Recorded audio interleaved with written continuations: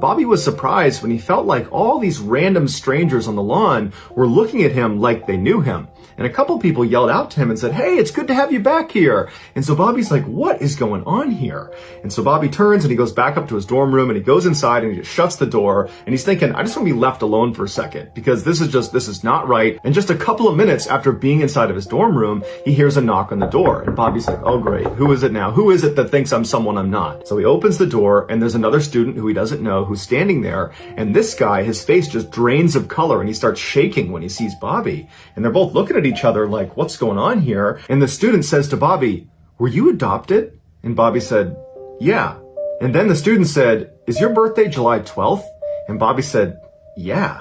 And so the student goes, "Okay, my name is Michael and I am best friends with a guy named Eddie Galland and you are his clone. You have got to be his identical twin." And so Michael and Bobby run outside to a payphone booth. They hop inside, they're crammed in there, and they dial up Eddie. And as soon as Eddie answers, Bobby grabs the phone and just says, "Hey Eddie, my name's Bobby, and everybody thinks I'm you." And then Eddie says, "Yeah, I've been getting a lot of calls about that too." And Bobby would later say that when he first heard Eddie's voice, he said it sounded like his own voice coming through the phone. And so ultimately, Eddie invited Bobby and Michael to come to his house so that Eddie and Bobby could see if it really was true that they were twins. Michael would say after Bobby and Eddie just stared at each other for about a minute, they just started laughing. It was like they were total strangers, but at the same time, they had this connection immediately. They knew they were related and they were laughing and they hugged and they just stared at each other. And Michael said anytime Bobby would tilt his head, Eddie would mimic it and vice versa. It was like they were looking into a mirror. And so Newsday printed this totally heartwarming fairy tale story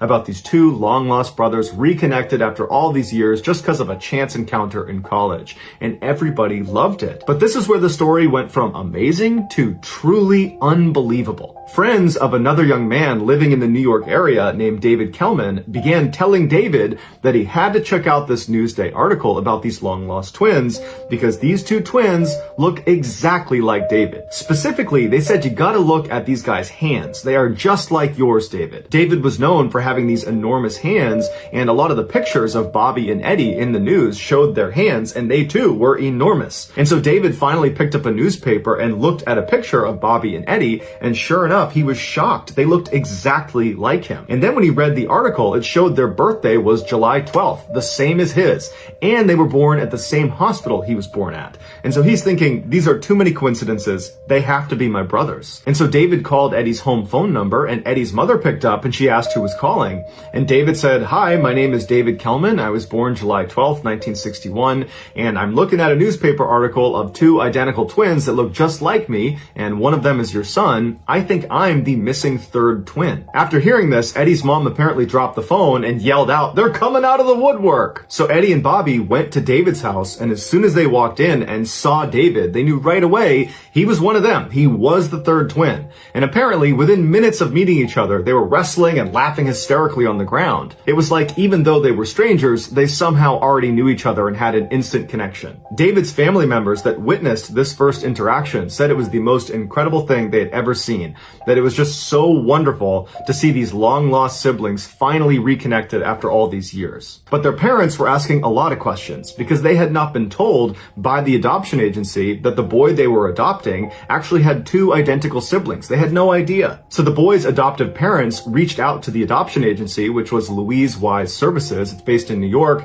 very prestigious. Basically the most powerful and wealthy people in New York use this adoption agency if they're going to adopt. And so the parents reached out to them and asked for a meeting so they could get some answers as to why their kids have been separated. And so the parents go to New York, they go into this meeting room with the top brass of Louise Wise Services, and they say, did you separate our sons at birth on purpose? And one of the executives said, yes, we did, because it's really hard to place 3 children into one home. At which point David's adoptive father lashed out and said, that's absolute BS. If you had told me he had 2 identical siblings, I would have taken all 3.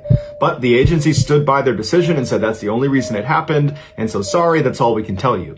And so the parents were very frustrated and felt like there was much more to the story. And in fact, they felt like the agency was actually lying to them about why they had separated their sons in the first place. But they couldn't get any more information. And so over the years, the boys continued to stay really close. They started families of their own and had lots of family get-togethers. It was just a really happy time in all of their lives. And at some point, the boys actually went into business together and opened their own restaurant in New York called Triplets. And the first year, it was extremely successful, did over $1 million in revenue. But in the second year, the brothers started to fight with each other about how to run the restaurant. And in many ways, this was their first major conflict. They hadn't grown up together. They had never really fought. And so now they're fighting over money and how to run the business. And it got really bad really quick, and they just could not come to any sort of compromise. And so at some point, Bobby left the business. He said, I don't want to do this with you guys anymore. And apparently his departure just completely ruined the dynamic of the three brothers. Eddie was the most affected by this fracture in their relationships. All he wanted was for his brothers to be really close and for their families to spend time together.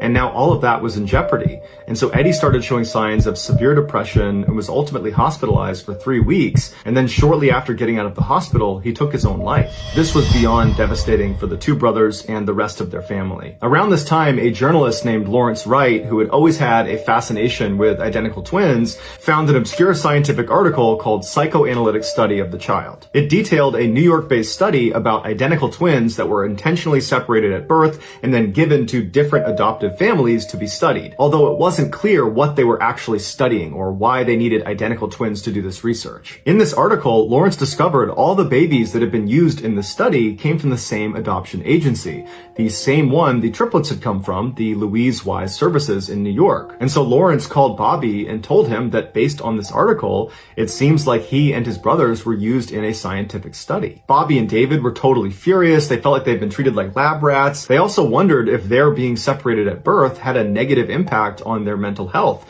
and that might have contributed to Eddie's depression and untimely death. At this point, David and Robbie did not expect anybody to be held accountable for this study. Instead, they just hoped to find out why it was done and what they were testing for and what the results were. And so they began working with Lawrence to try to get those answers. They contacted Louise Wise Services, who did admit that yes, actually this was part of a study, but they didn't give any information about what the results were or why they did it. And so they did some digging and they discovered the guy in charge of the actual scientific study was this doctor named Peter Neubauer, who was this very well-known psychologist in New York. And so Lawrence managed to get an interview with this doctor, but the doctor basically said, I won't answer any of your questions and I won't give you any information about this study. And he never published his findings. Right before the doctor died in 2008, he made sure the entire study was put under seal inside of the Yale University archives so no one could access it until 2066, which has led many people to believe that the reason he set it so far out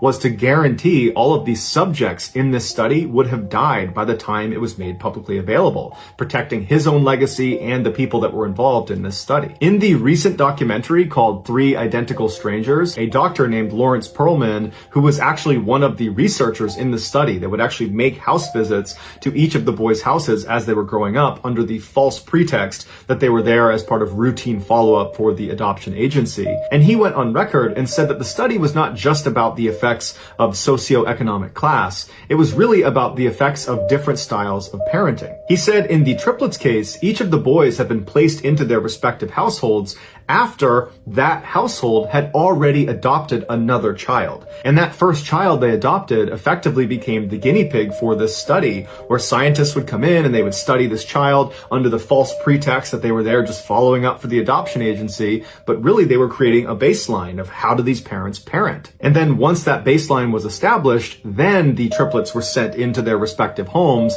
with the researchers knowing full well how they were each going to be brought up, with the adoptive father being the X factor. Bobby's father, who was a doctor, was rarely around, but he was devoted and loving to his son. David's father, who was the shop owner, was around all the time and adored his son and loved him unconditionally. Eddie's father was a teacher who was around a fair amount, but when he was very strict and rough with Eddie and quick to discipline him and rarely showed any affection for him. And while Dr. Perlman does not come out and say that Eddie's relationship with his father probably had an effect on him becoming depressed and ultimately taking his life, but what we do know for sure is these surviving triplets and their families are furious that this study was done. They feel like it ruined their lives. Following the release of the documentary, Three Identical Strangers, Bobby and David were actually granted early access to the study that was sealed inside of Yale University.